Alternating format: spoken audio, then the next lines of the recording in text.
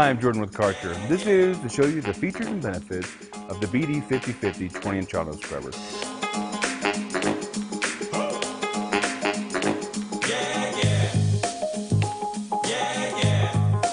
At the rear of the unit, we'll notice the yellow operator touch points. These are touch points we'll touch on a daily basis.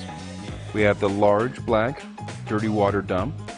We can take that hose off, remove the yellow cap. We can then drain the recovery tank as well as rinse it and leave it open to air dry. We have the yellow easy dial, which shows the 3 different cleaning functions. We have full scrub and recovery mode, simply scrubbing with water mode, and also just a recovery mode. There's also the yellow portion of the yoke, which we will engage, and that will make the pad spin and distribute water to the floor. We have the yellow dial to determine how much water we will deposit for the task at hand. We have the silver T-bar, which is used to dislodge the pad or brush driver.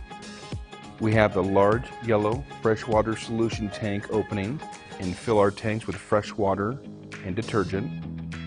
We also have the ability to use the home base kit to take extra tools with us for the cleaning task assigned.